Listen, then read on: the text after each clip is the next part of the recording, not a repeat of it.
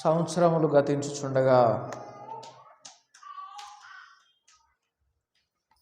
మనమందరము మన యొక్క ఆత్మీయ జీవితపు నడకను ఒకసారి పరిశీలన చేసుకోవడం చాలా మంచిది. ఒకసారి మనము యోబు గ్రంథాన్ని ఒకసారి చూద్దాం. యోబు గ్రంథము 1వ అధ్యాయము 6వ వచనంలో, దేవదూతలు యెహోవా సన్నిధిని నిలుచుటకై వచ్చిన దినం ఒకటి తటస్థించెను అనే మాటను చూస్తూ ఉన్నాం. దేవదూతలు యెహోవా సన్నిధిని నిలవబడడానికి ఒక రోజు వచ్చింది అని చూస్తూ ఉన్నాం.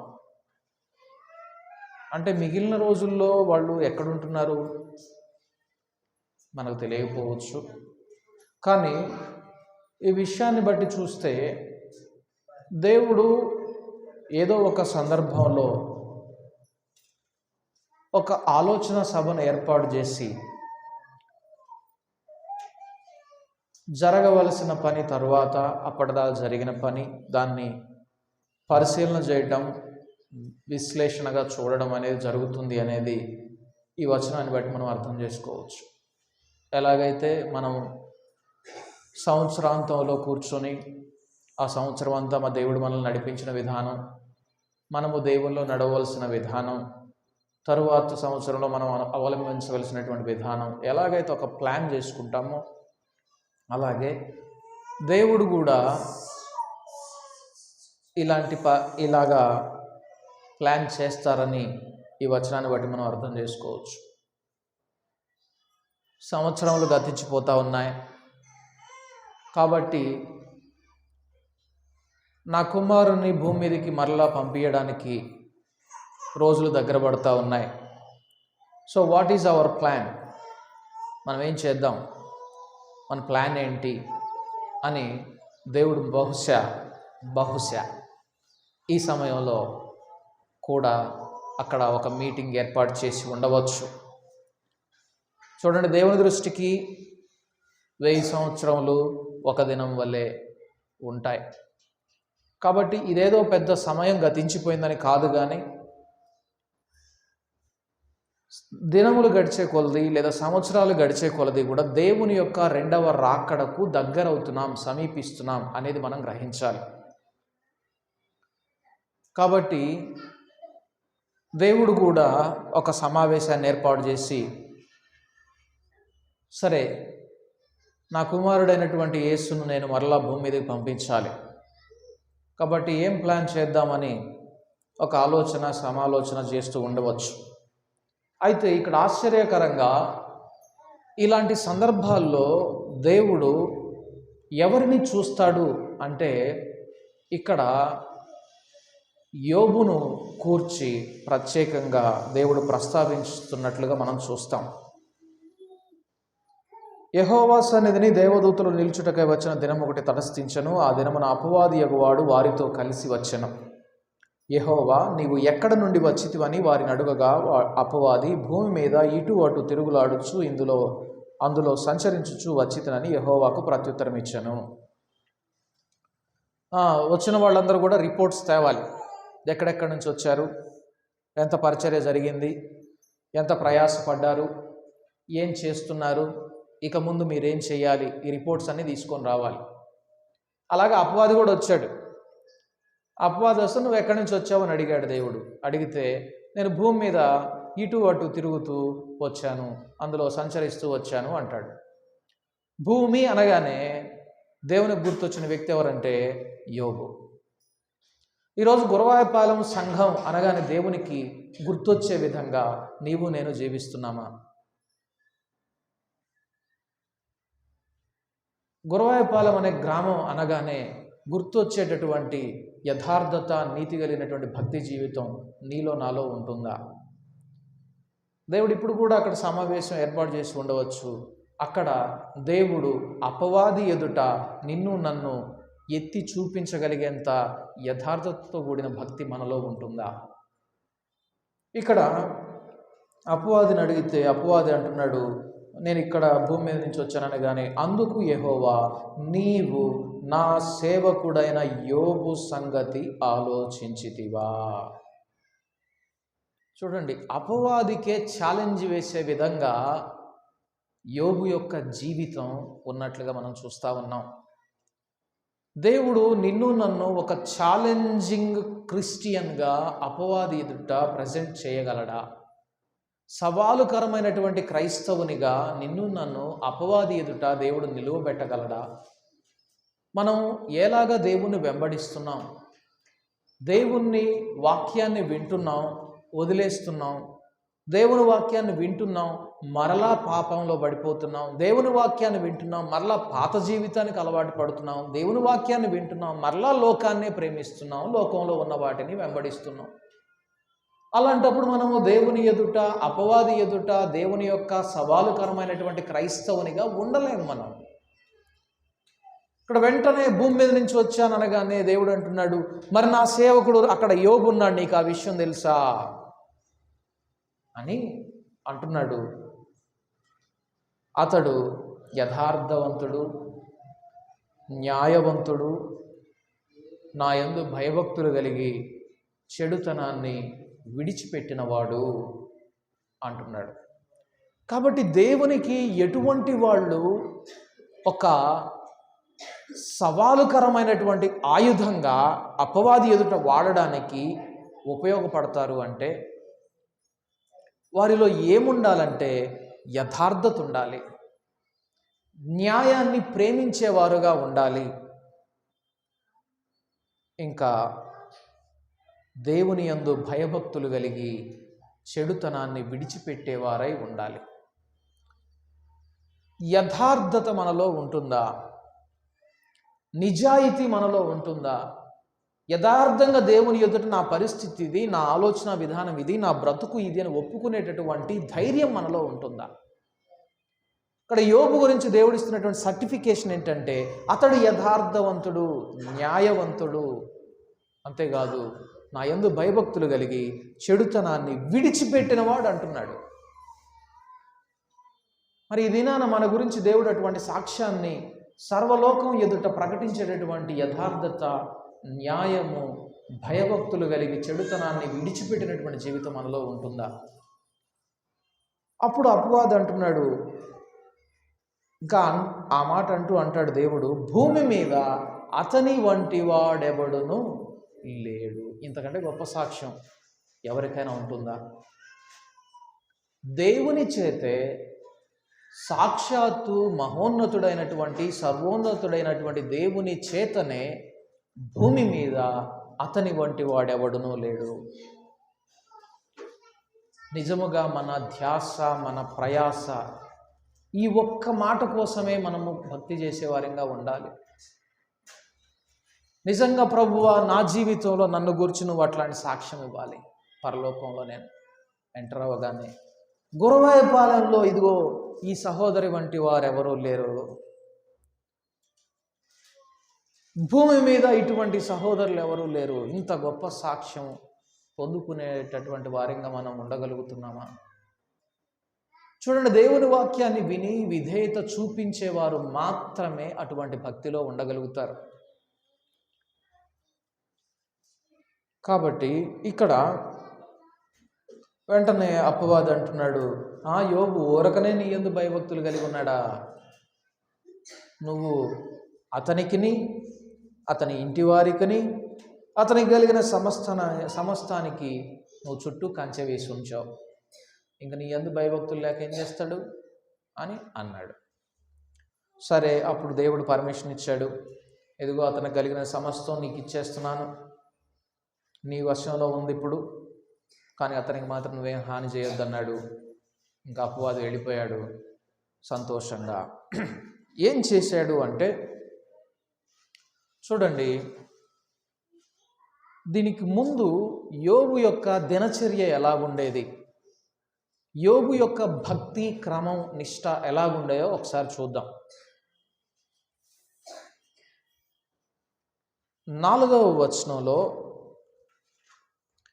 అతని కుమారులందరూ వంతుల చొప్పున అనుదినము ఒకరికొకరు తమ తమ ఇండ్లలో విందు చేయనై ఒకరికొకరు తమ ఇండ్లలో విందు చేయనై కూడినప్పుడు తమ ముగ్గురు అక్క చెల్లెండ్రు తమతో కలిసి అన్నపానములు పుచ్చుకొనవలెనని వారిని పిలిపించుచూ వచ్చిరి. యోబుకి 7 కుమారులు 3 కుమార్తెలు ఉన్నారు. ప్రతిదినం ఒక్కొక్కడి ఇంట్లో భోజనం. వారం మొత్తం 7 కుమారులు అయిపోద్ది. ఈ వారం ఈ 3 కుమార్తెల్ని ఒక్కొక్కరు పిలుస్తూనే ఉంటారు. మరలా వారం మరలా మొదటివాడు, తర్వాత రెండోవాడు, అట్లా ఇక ప్రతిదినం ఇలాగ ఇంటింట భోజనం చేస్తా కూర్చుంటారు వీరు. అయితే 5వ వచనంలో వారి వారి విందు దినములు పూర్తి కాగా యోబు తన కుమారులు పాపము చేసి తమ హృదయములలో దేవుని దూషించిరేమో అని వారిని పిలువనంపించి వారిని పవిత్రపరచి అరుణోదయమున లేచి వారిలో ఒక్కొక్కని నిమిత్తమై దహన బలి నర్పించుచూ వచ్చెను. యోబు నిత్యము అలాగు చేయుచుండెను. ఏం చేస్తాడంటే యోబు నిత్యం భోజనం బల్ల దగ్గర దేవుని దూషించి తమ హృదయంలో పాపం చేశారేమో అని వారి నిమిత్తము దహన బలి నిత్యము అర్పిస్తూ ఉండేవాడట యోబు. ఇది యోబు యొక్క నిష్ఠ, భక్తి. సరే, దేవుడు అపవాది ఎదుట యోబును సవాలుగా చూపించాడు. అపవాది అన్నాడు, నువ్వు యోబు చుట్టూ బాగా కంచె వేసి ఉన్నావు కాబట్టి అందుకే భయభక్తులు నిలిపున్నాడు. అంటే సరే, ఇప్పుడు అతని చుట్టూ ఉన్నటువంటి ఆ కంచెను తీసేశాను, వెళ్ళి నీకు ఇష్టం వచ్చింది చేయి, కానీ అతను మాత్రం ఏం చేయొద్దు అని చెప్పని దేవుడు అపవాదికి పర్మిషన్ ఇచ్చాడు. సరే, అపవాది అక్కడి నుంచి వెళ్ళిపోయాడు. 13వ వచనంలో ఒక దినమున యోబు కుమారులను కుమార్తెలను తమ అన్న ఇంట భోజనము చేయుచు ద్రాక్షారసము పానము చేయుచునుండగా ఒక దూత అతని యొద్దకు వచ్చి, ఎద్దులు నాగలి దున్నుచు గాడిదలు వాటి సమీపమున మేయుచునుండగా షెబాయీయులు వాటి మీద పడి వాటిని పట్టుకొని పోయి ఖడ్గముతో పనివారిని హతము చేసిరి. జరిగినది నీకు తెలియజేయుటకు నేను ఒక్కడనే తప్పించుకొని వచ్చి ఉన్నానెను. ఇదిగో మన ఎద్దులు గాడిదలు అవన్నీ మేతమేస్తూ ఉంటుంటే ఆ పొరుగునున్నటువంటి వారు వచ్చేసి వాటి మీద పడి వాటిని పట్టుకొని పోయి పని వారిని హతం చేసేసి చంపేసేసారు అని చెప్పని తప్పించుకొని ఒకడు వచ్చి చెప్తా ఉన్నాడు. అతడు మాట్లాడుతూనే ఉన్నాడు, ఇంకా అవి ఫినిష్ చేయలేదు, చెప్తూనే ఉన్నాడు. ఇంతలో ఇంకొకడు పరిగెత్తుకుంటూ వచ్చాడు. అతడు ఇంకా మాట్లాడుచుండగా మరి ఒకడు వచ్చి, దేవుని అగ్ని ఆకాశము నుండి పడి గొర్రెలను పనివారిని రగులబెట్టి కాల్చివేశాను, దానిని నీకు తెలియజేయుటకు నేను ఒక్కడనే తప్పించుకొని వచ్చి ఉన్నాను నేను. మొదటి వాడు వచ్చి చెప్తా ఉన్నాడు సమాచారం. అది చెప్పి ముగించే లోపల ఇంకొకడు పరిగెత్తుకుంటూ వచ్చాడు. వాడు వచ్చి అంటున్నాడు, దేవుని అగ్ని పైనుండి వచ్చి గొర్రెల్ని వాటిని కాల్చివేసింది, పనివారిని కూడా కాల్చివేసింది, నేను ఒక్కడిని మిగిలిపోయాను నీకు చెప్పడానికి ఆ సమాచారం అన్నాడు. వాస్తవానికి ఆ అగ్ని దేవుడు పంపించింది కాదు. ఎవరు పంపించింది? అపవాది. కాబట్టి మొట్టమొదటగా బైబిల్ గ్రంథంలో ఆకాశం నుండి అగ్నిని పంపించింది ఎవరు? ఏలియా కాదు, అపవాది. అగ్నిని పంపించి యోబు యొక్క గొర్రె సంపదనన్నిటినీ కూడా కాల్చివేశాడు. అతను భ్రమపడ్డాడు, అది దేవుడు చేశాడు అనుకున్నాడు. వచ్చి యోబుకు ఆ విషయం చెప్తా ఉన్నాడు. అతడు ముగించే లోపలే ఇంకొకడు పరిగెత్తుకుంటూ వచ్చాడు. అతడు ఇంకా మాట్లాడుచుండగా మరి ఒకడు వచ్చి, కల్దీయులు 3 సమూహములుగా వచ్చి ఒంటెల మీద పడి వాటిని కొనిపోయి ఖడ్గము చేత పనివారిని చంపిరి, నీకు దానిని తెలియచేయుటకు నేను ఒక్కడనే తప్పించుకొని వచ్చి ఉన్నాను నేను. ఇంకొకడు వచ్చాడు పరిగెత్తుకుంటూ వచ్చి, కల్దీయులు వచ్చి ఒంటెల మీద పడ్డారు, ఒంటెలను తీసుకొని పోయారు, పని వాళ్ళందరినీ చంపేశారు, నేను ఒక్కడిని తప్పించుకొని వచ్చాను అన్నాడు. అతడు ఇంకా చెప్పడం పూర్తి అవ్వలేదు. ఇంకోడు పరిగెత్తుకుంటూ వచ్చి, నీ కుమారులను నీ కుమార్తెలను తమ అన్న ఇంట భోజనము చేయుచు ద్రాక్షారసము పానము చేయుచుండగా గొప్ప సుడిగాలి అరణ్య మార్గముగా వచ్చి ఆ ఇంటి 4 మూలలను కొట్టగా అది యవ్వనుల మీద పడినందున వారు చనిపోయిరి, దానిని నీకు తెలియజేయుటకు నేనొక్కడనే తప్పించుకొని వచ్చి ఉన్నానెను. చూడండి, 2 నిమిషాల వ్యవధిలోనే మొత్తం నష్టపోయినట్లుగా చూస్తూ ఉన్నాం. 2 నిమిషాల్లోనే సమాచారం మొత్తం. దాదాపుగా 2 నిమిషాలు కూడా బట్టి ఉండకపోవచ్చు. త్రుటిలోనే మొత్తం తన సంపద, తన ఆస్తి, తన ఐశ్వర్యం మొత్తం పోయింది. తన కుటుంబం కూడా చనిపోయారు, తన పిల్లలు కూడా. అప్పుడు యోబు లేచి, చూడండి, ఆస్తి పోయిందని చెప్పినప్పుడు బాధపడలా, గొర్రెలు చచ్చిపోయినాయి అన్నప్పుడు బాధపడలేదు, ఎద్దులు గాడిదలు చచ్చిపోయినప్పుడు అన్నప్పుడు రెస్పాండ్ అవ్వలా, ఒంటెలు పోయినాయి అన్నప్పుడు రెస్పాండ్ కాల, నీ కుమారులు కూడా చచ్చిపోయారు అన్నప్పుడు, కుమార్తెలు కూడా చనిపోయారు అన్నప్పుడు, అప్పుడు ఇక యోబుకు మిగిలిందేమీ లేదు. ఇక అప్పుడు యోబు లేచి తన పై వస్త్రమును చింపుకొని తల వెండ్రుకలు గొరిగించుకొని నేల మీద సాష్టాంగపడి నమస్కారము చేసి ఇట్లనెను. చూడండి, నేల మీద సాష్టాంగపడి నమస్కారం చేసి, నేను నా తల్లి గర్భములో నుండి దిగంబరినై వచ్చి తిని, దిగంబరినై అక్కడికి తిరిగి వెళ్ళుదును. యెహోవా ఇచ్చెను, యెహోవా తీసుకొని పోయెను, యెహోవా నామమునకు స్తుతి కలుగునుగాక అని అక్కడ దేవుడు ఒక మాట యోబు గురించి అంటున్నాడు. ఈ సంగతులలో ఏ విషయమందును యోబు ఏ పాపమును చేయలేదు, దేవుడు అన్యాయము చేశానని చెప్పలేదు. అబ్బా, ఎంత గొప్ప సాక్ష్యం! అన్ని దుర్వార్తలు విన్నా యోబట ఏ పాపం చేయలేదు, దేవుడు అన్యాయం చేశానని కూడా చెప్పలేదు. నిజమేనా ఇదంతా? Do you believe that it is true? ఇది నిజమని మీరు నమ్ముతున్నారా?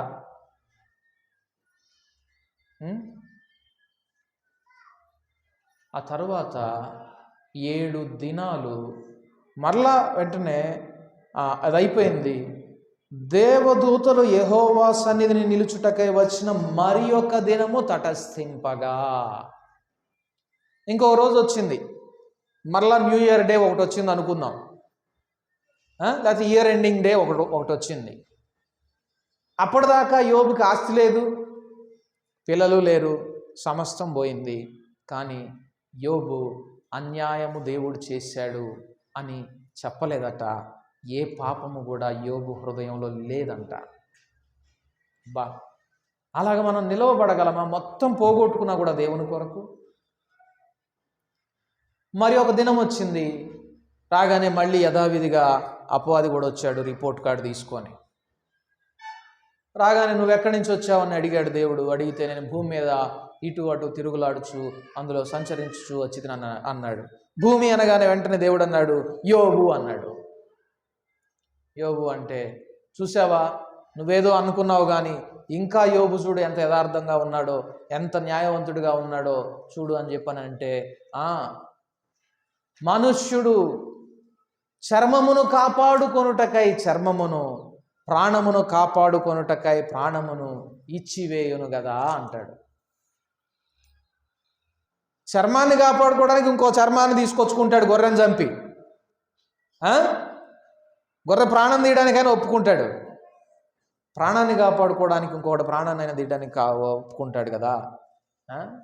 నువ్వేమో అంతా తీసేయమన్నావు, కానీ వాడి ప్రాణాన్ని మాత్రం ముట్టొద్దన్నావు, వాడి చర్మాన్ని మాత్రం ముట్టొద్దన్నావు, ఇంకేం బాగానే ఉన్నాడు కదా అని అన్నాడు అపవాది. సరే పో, ఇప్పుడు నీకు అతని మీద కూడా నీకు అధికారం ఇస్తున్నాను, కానీ అతని ప్రాణాన్ని మాత్రం నువ్వేం చెయ్యొద్దు అని చెప్పని దేవుడు అపవాదికి చెప్పడంతో అపవాది వెళ్ళాడు. ఈసారి వెళ్ళి బాధగల కురుపులనుతో అతన్ని మొత్తినట్లుగా చూస్తూ ఉన్నాం. అపవాది యోబుని బాధగల కురుపులతో నడినెత్తి నుండి అరికాలు వరకు బాధగల కురుపులతో మొత్తినట్లుగా చూస్తూ ఉన్నాం. అతడు ఒళ్ళు గోకుకొనుటకై చిల్ల పెంకు తీసుకుని బూడిదలో కూర్చుండగా అతని భార్య వచ్చి, నీవింకను యథార్థతను వదలకయుందువా, దేవుని దూషించి మరణము కమ్మనెను. కురుపుల్లో వచ్చేసిన బాధ కలుగుతూ ఉంది, చిల్ల పెంకు తీసుకుని గోక్కుంటా ఉన్నాడు. అప్పుడు భార్య వచ్చి అన్నది, ఇంకా యథార్థతను పట్టుకుని ఉంటావా, దేవుని దూషించి మరణము కా అన్నది. అంటే దీన్ని బట్టి ఆమెకి ఎంతవరకు అలా అవగాహన ఉందంటే, దేవుని దూషిస్తే ఖచ్చితంగా మరణం వస్తుంది అని అవగాహన ఉన్నది. ఈ రోజుల్లో మనకున్న నిజంగా దేవుని దూషిస్తే మరణానికి పాత్రులమని. నీ దేవుడైన యెహోవా నామమును వ్యర్థముగా ఉచ్చరింపకూడదు. ఎప్పుడొచ్చిందో తెలుసా ఈ ఆజ్ఞ? ఆ యోబు బ్రతికిన 400 సంవత్సరాల తర్వాత, యోబు బ్రతికిన 400 సంవత్సరాల తర్వాత నీ దేవుడని యెహోవా నామమును వ్యర్థముగా పలకకూడదు, అనగా దేవదూషణ చెయ్యకూడదు, దేవుని దూషిస్తే నువ్వు మరణానికి పాత్రుడు అవుతావు అని ఆజ్ఞ వచ్చింది. ఆ ఆజ్ఞ రాకముందే వారు తెలుసుకున్నారు, దేవుని దూషిస్తే మరణానికి పాత్రలం అవుతామని. దేవుణ్ణి దూషించడం అంటే ఓపెన్గా మాట్లాడడం కాదు, యథార్థతను వదిలిపెట్టడం, నీతిని వదిలిపెట్టడం, దేవుని అందరి భయాన్ని వదిలిపెట్టడమే దేవదూషణ. ఈ రోజుల్లో చాలామంది క్రైస్తవులు బహిరంగంగా దేవుని దూషిస్తూ ఉన్నారు, తమ జీవితాల ద్వారా, తమ ప్రవర్తన ద్వారా.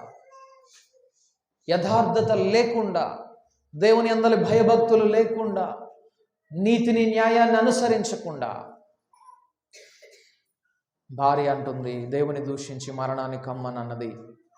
అప్పుడు అంటున్నాడు, దేవుని వలన మనము మేలు అనుభవించుదుమా, కీడును మనము అనుభవింప తగదా అనెను.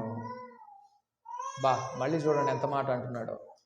ఏం దేవుని దగ్గర నుంచి మేలు మాత్రమే పొందుకోవాలా, మనం కీడు మాత్రం పొందుకోవద్దా అన్నాడట. అక్కడ కూడా మరలా దేవుడు సర్టిఫై చేస్తున్నాడు, ఈ సంగతులలో ఏ విషయమందును యోబు నోటి మాటతోనైనను పాపము చేయలేదు. ఎంతటి యథార్థత! నిజంగానే యోబుని దేవుడు ఎంతగా పరీక్ష పెట్టాడు అంటే, ఈనాటి క్రైస్తవులం మనమైతే ఈ పరీక్షలో నిలవబడలేం. ఆనాడు దేవుని ఆత్మ ప్రత్యక్షత లేని దినాలలోనే ఎంతగా దేవుణ్ణి వెంబడించారో చూడండి వీరు. అయితే ఈరోజు మీకు ఒక ఆసక్తికరమైనటువంటి విషయాన్ని మీ ముందుంచాలి అని ఇదంతా నేను చదువుతూ ఉన్నాను. యోబు నిజంగానే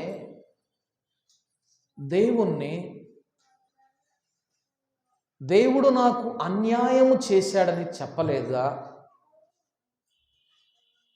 నిజముగానే దేవుని యొక్క పనులను సమ్మతించినాడా? అసలు దేవునికి దహన బలులు అర్పించాలి అన్న ఆలోచన యోబుకి ఎందుకు వచ్చింది? ప్రతిదినము తన కుమారులు భోజనపు బల్ల దగ్గర దేవుడు వారికి ఇచ్చిన మంచి శ్రేష్టమైన భోజనాన్ని చూసి పొరపాటున హృదయంలో దూషించి పాపాన్ని కూడగట్టుకున్నారేమోనని, వారి పాపం నిమిత్తమై దహన బలి అర్పిస్తూ ఉన్నాడు యోబు. ఎందుకో తెలుసా? మీకు ఒక ఆసక్తికరమైన విషయాన్ని చూపిస్తాను. 3వ అధ్యాయము 25వ వచనం. యోబు గ్రంథము 3వ అధ్యాయము 25వ వచనం. యోబు గ్రంథము 3వ అధ్యాయము 25వ వచనం. ఏది వచ్చునని నేను బహుగా భయపడితినో అది నాకు సంభవించుచున్నది, నాకు భీతి పుట్టించినదే నా మీదికి వచ్చుచున్నది. ఇప్పుడు అర్థమైందా? ఎందుకు యోబు దహన బలి అర్పిస్తూ యథార్థత కలిగిన వాడై న్యాయవంతుడై దేవుణ్ణి వెంబడిస్తున్నాడు తెలుసా? యోబుకు ఒక భయం ఉంది. వామ్మో, ఏ దినానైనా నా మీదకు శిక్ష వస్తుందేమో, ఏ దినానైనా నా ఆస్తి అంతా పోతుందేమో, ఏ దినానైనా నా కుమారులు మరణానికి అప్పగింపబడతారేమో.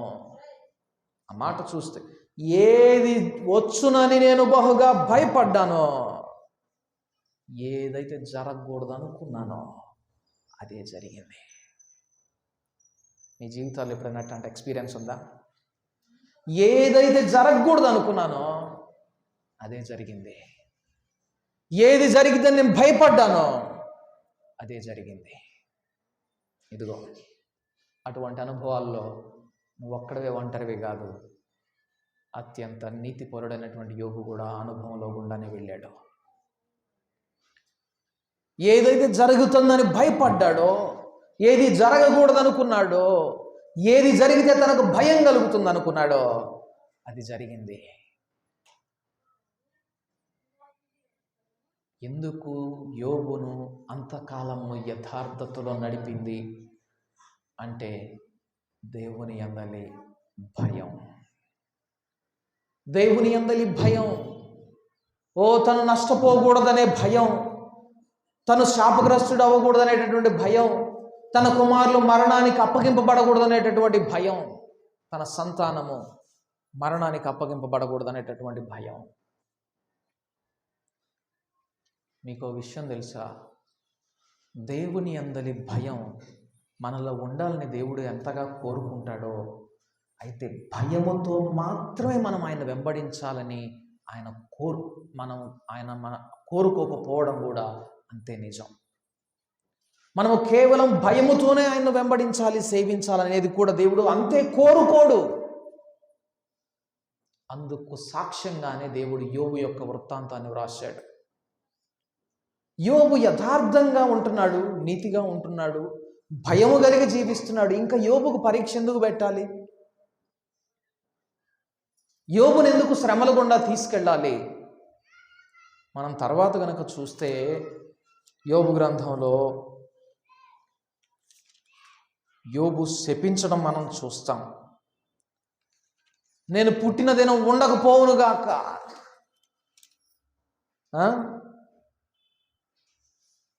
నేను పడినటువంటి ఈ కష్టాలు భూమి మీద ఎవరికి రాకూడదని యోబు అనడం చూస్తూ ఉండగలం. యోబు 3వ అధ్యాయంలో కనుక చూస్తే యోబుకు జరిగినదంతా తెలుసుకొని యోబు స్నేహితులు వచ్చారు. వచ్చి 11వ వచనంలో కనుక చూస్తే 2వ అధ్యాయం 11వ వచనంలో, తేమానీయుడైన ఎలీఫజు, షూహీయుడైన బిల్దదు, నయమాతీయుడైన జోఫర్ అను యోబు ముగ్గురు స్నేహితులు అతనికి సంభవించిన ఆపదలన్నిటిని గూర్చి వినిన వారై అతనితో కలిసి దుఃఖించుటకును అతనిని ఓదార్చుటకును పోవాలని ఆలోచించుకొని తమ తమ స్థలములను విడిచి వచ్చిరి. వారు వచ్చి దూరముగా నిలవబడి కన్నులెత్తి చూచినప్పుడు అతని పోల్చలేక తమ వస్త్రములను చింపుకొని ఆకాశము తట్టు తలల మీద ధూళి చల్లుకొని ఎలుగెత్తి ఏడ్చిరి. అతని బాధ అత్యధికముగా నుండెనని గ్రహించి ఎవరును అతనితో ఒక్క మాట అయినను పలుకక రేయింబగలు 7 దినములు అతనితో కూడా నేలను కూర్చుండిరి. ఓదార్చడానికి వచ్చారంట, కానీ యోబు యొక్క బాధను చూసి 7 రోజులు మాట్లాడకుండా పగలు రనక రాత్రి అనక ఆయనతో కూర్చున్నారంట. 7 దినములు అయిపోయిన తర్వాత యోబు మాట్లాడాడు. వాళ్ళే మాట్లాడే ధైర్యం లేదు ఇక వారిలో. అంత దరిద్రంగా ఉంది అతని పరిస్థితి, అంత భయంకరంగా ఉంది. అప్పుడు యోబే నోరెత్తి మాట్లాడుతున్నాడు. యోబు మాటలాడ మొదలుపెట్టి తాను పుట్టిన దినమును శపించెను. చూడండి, శపించడం మొదలుపెట్టాడట. ఇక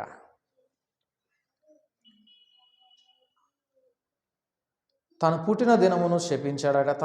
నా తల్లి గర్భద్వారములను అది మూయనందుకు, నా నేత్రములకు అది బాధను మరుగు చేయనందుకు నేను పుట్టిన దినం లేకపోవునుగాక. శపిస్తున్నాడు తను పుట్టిన దినాన్ని. అది లేకుండా ఉంటే బాగుండేది, ఆ రోజు లేకుండా ఉంటే బాగుండేది, అది మంచి రోజు కాదు, అది చెడ్డ రోజు అని శపిస్తూ ఉన్నాడు. నీకు ఒక విషయం తెలుసా? ఆ శపించే విధానంలోనే తను ఎంతటి ఒత్తిడిని ఎదుర్కొన్నాడో ఆ దినాలలో తనంత భక్తి చేయటానికి అది కూడా కనపడుతుంది. చూడండి 8వ వచనం, 3వ అధ్యాయం 8వ వచనము, 3వ అధ్యాయం 8వ వచనం. దినములు అశుభ దినములని చెప్పువారు దానిని శపించుదురుగాక. ఇంకా ఎవరు శపించాలని కోరుకుంటున్నాడో తెలుసా? దినములు అశుభ దినములు అని చెప్పేవాళ్ళు కూడా శపించాలని కోరుకుంటున్నాడు. ఇది మంచి రోజు కాదు, అది చెడ్డ రోజు, ఇది మంచి రోజు కాదు. బూర వేద్దాం అనుకున్నాను కానీ మంచి రోజు కాదన్నారు, అందుకని ఆగాం. పొలంలో విత్తనాలు వేద్దాం అనుకున్నాం కానీ మంచి రోజు కాదన్నారు, ఆగాం. చూడండి, యోబు దినాల్లో కూడా ఉన్నారట అట్లాంటి వాళ్ళు, మంచి రోజు చెడ్డ రోజు అని చూసేవాళ్ళు. కానీ మీకు విషయం తెలుసా? అంత ఒత్తిడి కలిగినటువంటి జీవితంలో కూడా యోబు ఎన్నడూ కూడా పాపం చేయలేదట. మంచి దినం ఇది, ఇది చెడ్డ దినం అని వేరు చేసి దేవుడు చేసిన దినాలను వేరు చేయలేదట యోబు. మనకు ఒక ఛాలెంజ్, యోబు లాంటి వ్యక్తి. మనమైతే మన చుట్టుపక్కల ఉన్న వాళ్ళందరూ ఇది మంచి రోజు కాదు, ఇది చెడ్డ రోజు, ఫలానా రోజు అయితే మంచి రోజు అని చెప్పని ఎదురు అందరూ అంటున్నారు కదా, అందుకని మనం ఎందుకు ఒంటరిగా పోవాలి వాళ్ళకంటే వ్యతిరేకంగా అని మనం కూడా అశుభదినములు శుభదినములు అనే సూచనలు పాటిస్తున్నాం. దౌర్భాగ్యం. చూడండి, యోబు యొక్క జీవితం మనకు ఒక కనువిప్పు కావాలి. ఆ దినాలలో అంతటి భయంకరమైనటువంటి స్థితిలో జనాలు ఉంటున్నా కూడా యోబు భయభక్తులు కలిగిన వానిగా ఉన్నాడు. దేవుని యందు యెహోవా యందలి భయము జ్ఞానమునకు మూలము. ఎలాగ దేవుణ్ణి వెంబడించాలనే జ్ఞానం ఎక్కడొస్తుంది, ఎప్పుడు వస్తుందంటే దేవుని యందలి భయం ఉండినప్పుడే. ఆ విధంగా యోబు శపించడం మనం చూస్తూ ఉన్నాం. ఆ తర్వాత ఇంకా మనం చూస్తే సర్వశక్తుడు నాకు బాధ కలుగజేసెను, సర్వశక్తుడు నాకు ఆయన బాణము నాలో గుచ్చుకొని పోయినాయి అని యోబు మాట్లాడడం మనం చూడవచ్చు.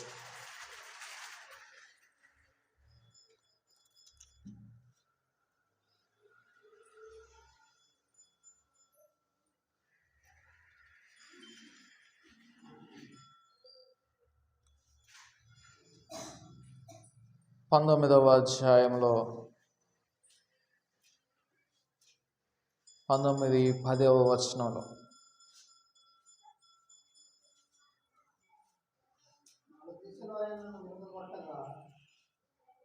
నలుదిశలు ఆయన నన్ను విరుగగొట్టగా నేను నాశనమైపోతిని. ఒకడు చెట్టును పెళ్లగించినట్లు ఆయన నా నిరీక్షణాధారమును పెళ్లగించెను. ఆయన నా మీద తన కోపమును రగులబెట్టెను, నన్ను తన శత్రువులలో ఒకనిగా ఎంచెను. ఆయన సైనికులు ఏకముగా కూడి వచ్చిరి, వారు నా మీద ముట్టడి దెబ్బలు వేసిరి, నా గుడారము చుట్టూ దిగిరి. చూడండి, దేవుడు నాకు ఎంతగా వ్యతిరేకమైపోయాడో చూడండి. 21వ వచనం, దేవుని హస్తము నన్ను మొత్తి ఉన్నది, నా మీద జాలిపడుడి, నా స్నేహితులారు నా మీద జాలి. చూడండి ఎంతగా దేవుని మీద, దేవుడు నాకు అన్యాయం చేశాడు, దేవుడు నన్ను శత్రువుగా చేసేసాడు, నా నలుదిక్కుల నన్ను విరగొట్టేశాడు ఆయన అని అంటా ఉన్నాడు యోబు. ఇందాకేమన్నాడు? మొదట్లో శ్రమ వచ్చిన మొదట్లో ఏమన్నాడు? అద్భుతంగా దేవుడు యెహోవా ఇచ్చాడు, యెహోవా తీసుకున్నాడు అన్నాడు. దేవుని దగ్గర నుంచి మేలు మాత్రమే మనం పొందుకోవాలా, కీడును కూడా అనుభవింప తగదా అన్నాడు. నిజంగా మన భక్తి కరెక్ట్గా ఉంటే శ్రమ వచ్చిన రోజు మాత్రం బాగానే ఉంటాం. యోగులాగా చెప్పగలమేమో. కొంతమంది ఆ భక్తిలో కూడా ఉండరు అనుకోండి. కానీ దినములు గడిచే కొద్దీ అదే స్థితిలో గనక ఉంటే దెన్ ద డౌట్ కమ్స్. అప్పుడు అనుమానం వస్తుంది, అప్పుడు నీ సహనానికి పరీక్ష వస్తుంది. ఏంది నిజంగా దేవుడు మంచివాడేనా? దేవుడు నిజంగా మేలు చేసేవాడేనా? దేవుడు నిజంగా మనల్ని కాపాడేవాడేనా? చూడండి, యోబు ఎదుర్కొన్నటువంటి పరీక్ష చూడండి. ఇక్కడ శ్రమ పడడమే కాదు, శ్రమలో సహనానికి పరీక్షను కూడా ఎదుర్కొన్నాడు యోబు. ఏమైపోయాడు? పరీక్షలో ఫెయిల్ అయినట్లుగా మనం చూస్తాం. తర్వాత దేవుడు వచ్చేసి యోబు విషయమై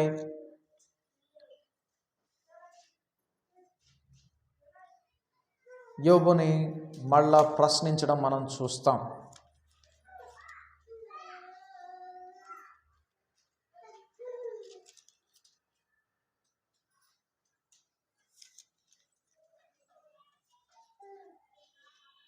యోబు గ్రంథము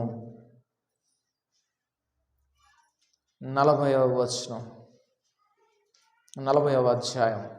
యోబు గ్రంథము 40వ అధ్యాయం. మరియు యెహోవా యోబునకు ఈలాగు ప్రత్యుత్తరం ఇచ్చెను, ఆక్షేపణలు చేయజూచువాడు సర్వశక్తుడగు దేవునితో వాదింపవచ్చునా? అంటే ఏం చేస్తున్నాడని చెప్పి అన్నాడు. యోబు ఏం చేస్తున్నాడంట? ఆక్షేపణలు చేస్తున్నాడట. నేను దేవునికి ఇంత చేశాను. మనం చూస్తే తర్వాత నేను ఎంతగా దేవుని కొరకు ప్రయాసపడ్డానో, ఎంతగా నేను దేవుని కొరకు నిలవబడ్డానో, ఎంత యథార్థంగా నేను దేవుని ఎదుట జీవించానో అని యోబు అన్ని ఏకరువు పెడతా ఉండడం మనం చూస్తాం. ఇక్కడ యోబు గ్రంథము 29వ అధ్యాయంలో, యోబు గ్రంథం 29వ అధ్యాయంలో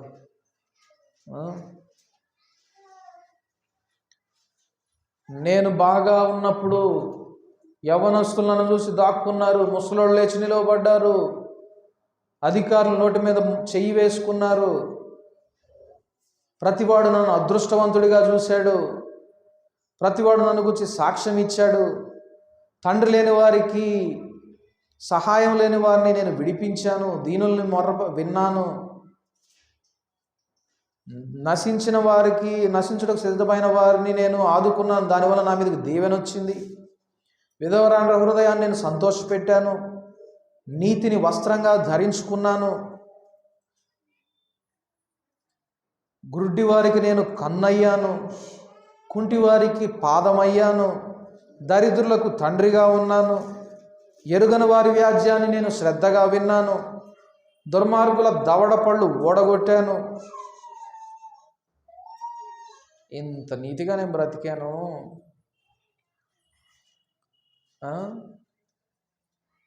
ఇప్పుడు దేవుడు నాకు అన్యాయం చేశాడు,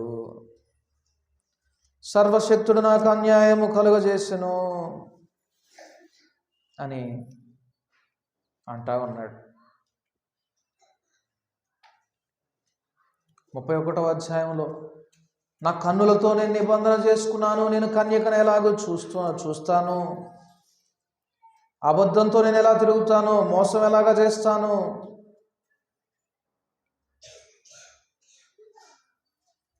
బేదలు కోరుకున్న దాన్ని నేను బిగబట్టను, తల్లిదండ్రులు లేని వారికి నేను నా అన్నంలో కొంచెం పెడతాను,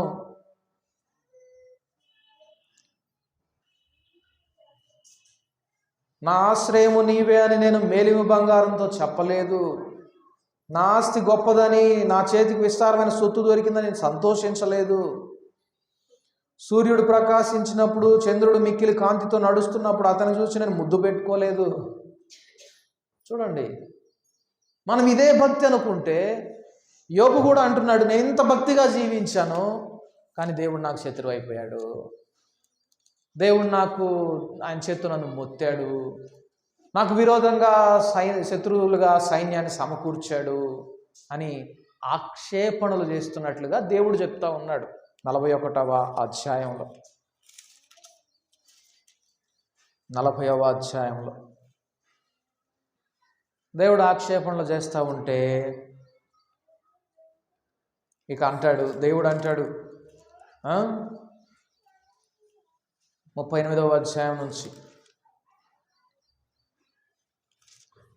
అప్పుడు యెహోవా సుడిగాలిలో నుండి ఇలాగున యోబునకు ప్రత్యుత్తరం ఇచ్చిన, జ్ఞానం లేని మాటలు చెప్పి ఆలోచన జరుపుచున్న వీడెవడు? పౌరుషం తెచ్చుకొని నీ నడుము బిగించుకును, నేను నీకు ప్రశ్న వేయుదును, నీవు దాన్ని నాకు తెలియజెప్పము.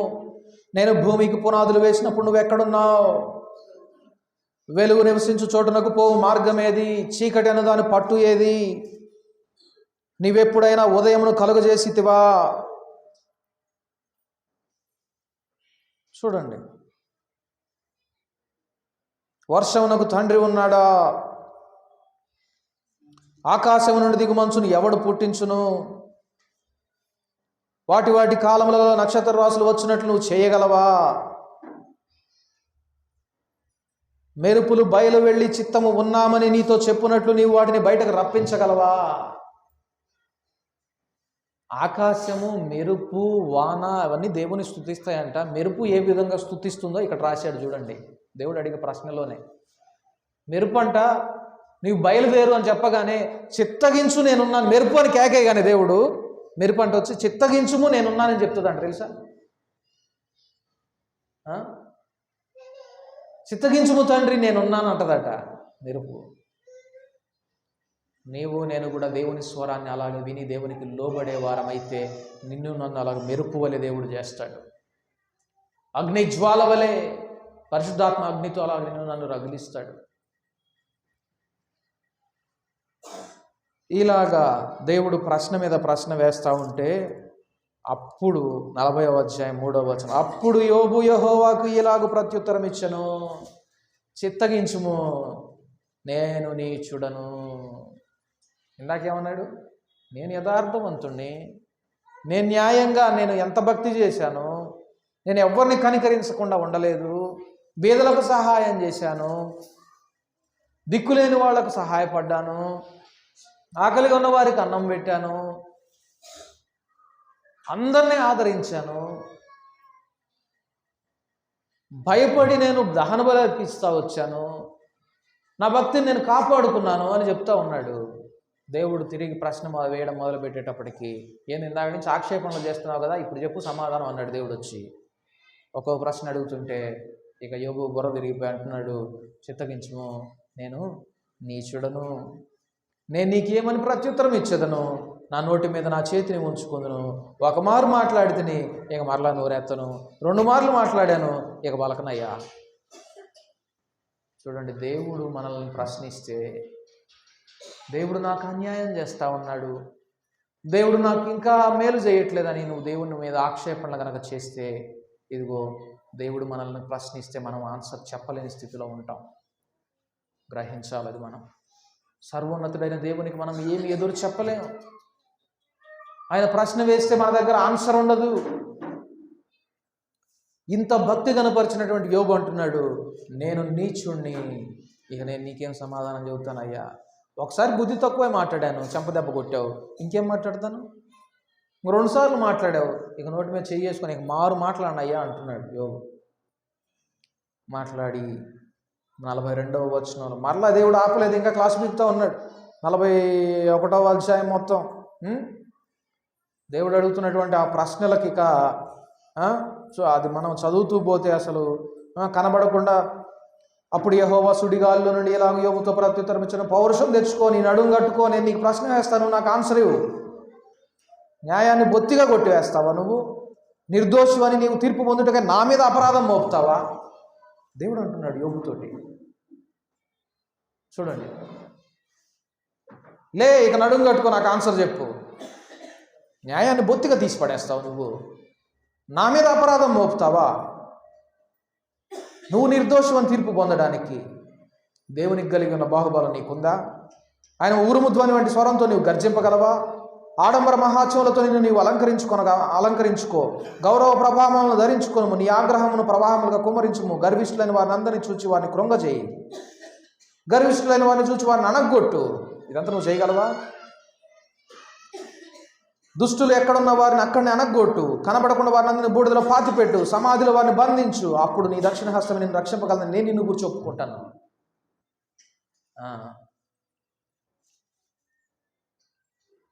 చూడండి, యోబునే ప్రశ్నిస్తున్నాడు దేవుడు. గర్విష్ఠులను అనగదొక్కు, మరి దుష్టులను అనగదొక్కు, లే, అప్పుడు నువ్వు గొప్ప నీతిపరుడు అని, నీ చేయి నిన్ను కాపాడిద్దని, నీ నీతి నీ భక్తి నిన్ను కాపాడిద్దని నేను చెప్తాను అంటున్నాడు దేవుడు. అలాగ చెప్పుకుంటూ అసలు దేవుడు ఒక్క ప్రశ్న మీద ప్రశ్న వేస్తూ ఉంటే, నీవు మకరాన్ని గాలంతో బయటకు లాగగలవా? దాన్ని నాలుగు త్రాడు వేసి లాగగలవా? నీవు దాని ముక్కుగుండా సూత్రం వేయగలవా? దాని దవడకు గాలం ఎక్కింపగలవా? అది నీతో విన్నపములు చేయునా? మృదువైన మాటలు నీతో పలుకునా? ఇవన్నీ ప్రశ్నలు వేసిన తర్వాత 42వ అధ్యాయంకి వచ్చేసేటప్పటికి ఒకసారి అన్నాడు, అయ్యా బుద్ధి తక్కువైంది, ఇక నేను మాట్లాడినయ్యా, నోటి మీద చెయ్యేసుకున్నాను అన్నాడు. దేవుడికి అది కూడా నచ్చలేదు. భయంతో దేవుని వెంబడించడము నచ్చలేదు దేవునికి, భయంతో మాత్రమే దేవుని వెంబడించడం కూడా నచ్చలేదు. సరే, దేవుని యొక్క ప్రణాళిక ఏంటి మనం అక్కడ చూస్తాం. నేను ఈ శ్రమల గుండా వెళ్ళిన తర్వాత శుద్ధ సువర్ణమై నేను బయటకు వస్తాను అన్నాడు యోబు. కానీ అనుభవంలో ఫెయిల్ అయిపోతా ఉన్నాడు. దేవుని మీద ఆక్షేపణలు చేస్తూ ఉన్నాడు. దేవుడు నాకు అన్యాయం చేశాడు అంటున్నాడు. అపరాధం వేస్తున్నావు, నా మీద నిందలు వేస్తున్నావు అని దేవుడు కోప్పడేదా స్థాయికి వచ్చేసాడు యోబు. ఇప్పుడు మరలా అంటున్నాడు దేవుడు, మరలా ప్రశ్న మీద ప్రశ్న వేసి యోబును అడగగానే యోబు అంటున్నాడు, అప్పుడు యోబు యెహోవాతో ఈలాగు ప్రత్యుత్తరం ఇచ్చెను, నీవు సమస్త క్రియలను చేయగలవని, నీవు ఉద్దేశించినది ఏది నిష్ఫలము కానేరదని నేను ఇప్పుడు తెలుసుకున్నాను. అప్పుడు దాకా అర్థం కాల. ఇన్ని శ్రమలు కూడా నన్ను పంపించి ఆయన నన్ను ఏం శుద్ధ సువర్ణంగా మారుస్తాడు అని డౌట్ ఉంది లోపల. దేవుడు మాట్లాడగానే వణుకు వచ్చేసింది. ఇక అంటున్నాడు, అయ్యా నీకు సమస్తం సాధ్యం, నువ్వు తలపెట్టింది ఏది కూడా చేయకుండా మానవు,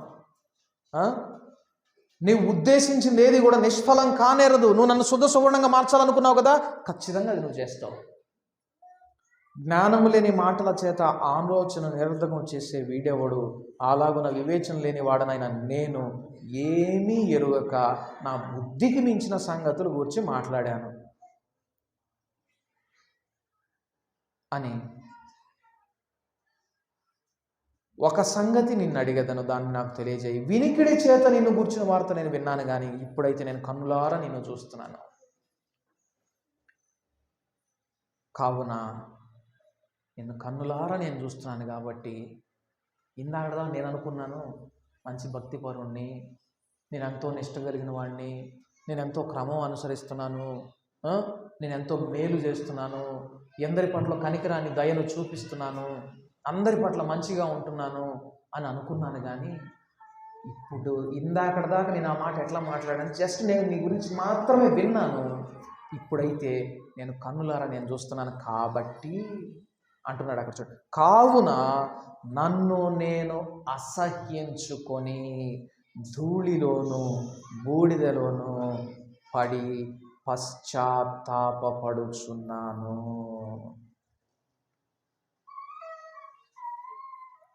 చూడండి, అయ్యా ఇప్పుడు నేను చూశాను కాబట్టి నా అపవిత్రత ఏందో, నా భక్తి ఎంత మురికి కొడ్డో, నా మంచితనం ఎంత పనికిరానిదో చూసి నా మీద నాకే అసహ్యం వేస్తుందయ్యా, పశ్చాత్తాపడుతున్నానయ్యా అని దుమ్ములో ధూళిలో బూడిదలో పడి పశ్చాత్తాపడుతున్నాను అన్నాడు యోబు. చూడండి, దేవుడు ఎందుకు యోబును ఇన్ని స్థితుల గుండా ఈ పరిస్థితికి తీసుకొని వచ్చాడంటే, యోబు మొదట్లో తను తాను అసహ్యించుకునేటటువంటి భక్తి లేదు, తను తాను తగ్గించుకునేటటువంటి భక్తి లేదు, దేవుని మీద నమ్మకముతోటి దేవుని ఆరాధించే భక్తి లేదు, కానీ భయముతో మాత్రమే ఆరాధించే భక్తి యోబులో ఉంది. దేవుడు ఎప్పుడు కూడా మనము భయముతో దేవుని వెంబడించాలని మాత్రమే కోరుకోడు, కానీ భయం ఉండాలి, దాంతోపాటు ఏముండాలి? దేవుని మీద నమ్మకం ఉండాలి. దేవుని మీద నమ్మకం ఉండాలి. దేవుని నమ్మి ఆయన ఆరాధించేవారుగా మనం ఉండాలి. ఆయన ఏమి చేసినా అది నా మేలుకే చేస్తాడని నమ్మేవారిగా నీవు నేను ఉండి ఆయన ఆరాధించాలని దేవుడు కోరుకుంటున్నాడు. అది నేర్పించడం కోసమే యోబును ఈ స్థితిలో గుండా ఇక్కడి దాకా తీసుకొని వచ్చి ఇన్ని ప్రశ్నలు యోబును వేయడం చూస్తూ ఉన్నాం. యోబు ఎప్పుడైతే పశ్చాత్తాపడ్డాడో, ఇప్పుడు దేవుని కోపం ఎవరి మీదకి వెళ్ళిందంటే, యోబుని ఇందాక మాటలతో గుచ్చుతూ ఉన్నారే, యోబు స్నేహితులు ఓదార్చుదామని వచ్చి ప్రశ్నలతో మళ్ళీ గుచ్చుతూ ఉన్నారే, వాళ్ళ మీదకి వెళ్ళింది. వెళ్ళి మీరు మళ్ళీ వెళ్ళి యోబు దగ్గర పశ్చాత్తాపడి మీరు యోబుని క్షమాపణ అడగండి, లేకపోతే నేను మిమ్మల్ని చంపేస్తానని మళ్ళీ పరిగెత్తుకుంటూ వచ్చి యోబు దగ్గర వారి పాపం నిమిత్తం మళ్ళీ యోబు దహన బలి చేయాల్సిన పరిస్థితికి దేవుడు తీసుకొచ్చాడు. దేవుడు మరలా ఈ పరీక్షలో నువ్వు నెగ్గావు, నువ్వు శుద్ధ సువర్ణంగా బయటకు వస్తున్నావు అని యోబు గురించి సర్టిఫై చేయడం మనం చూస్తాం. మునుపటికి మించినటువంటి ఆశీర్వాదాన్ని, గొప్ప దీవెన్ని యోబు పొందుకోవడం మనం చూస్తున్నాం. నేను ఒకసారి కీర్తనల గ్రంథము 116వ అధ్యాయం ఒకసారి వెళదాం, అదొకటి చూపించి ముగించేస్తాను. కీర్తనల గ్రంథము 116వ అధ్యాయం. నేను నమ్ముతున్నది ఏంటంటే, ఈ కీర్తన ఎవరు రాశారో మనకు తెలియదు. కీర్తనల గ్రంథంలో దావీదు రాసిన కీర్తనలు కొన్ని ఉన్నాయి, సొలొమోన్ రాసిన కీర్తనలు కొన్ని ఉన్నాయి, మోషే రాసిన కీర్తన ఉంది, కోరహు కుమారులు రాసిన కీర్తనలు ఉన్నాయి, ఆసాపు కీర్తనలు ఉన్నాయి, ఇలాగ చాలామంది రాసిన కీర్తనలు ఉన్నాయి. ఈ కీర్తన ఎవరు రాశారో తెలియదు, దీనికి గురించినట్టు వివరణ లేదు. కానీ ఈ కీర్తన చదివితే నేను 100% నమ్మేది ఏంటంటే, యోబు ఈ కీర్తన రాసి ఉంటాడని నేను నమ్ముతున్నాను. ఎందుకంటే కీర్తనల గ్రంథము 116వ అధ్యాయము 8వ వచనం నుండి చదువుకుందాం. కీర్తనల గ్రంథము 116వ అధ్యాయం 8వ వచనం. మరణము నుండి నా ప్రాణమును, కన్నీళ్లు విడవకుండా నా కన్నులను, జారి పడకుండా నా పాదములను నీవు తప్పించి ఉన్నావు. ఇంత నేర్చుకున్న తర్వాత యోబు అంటున్నాడు,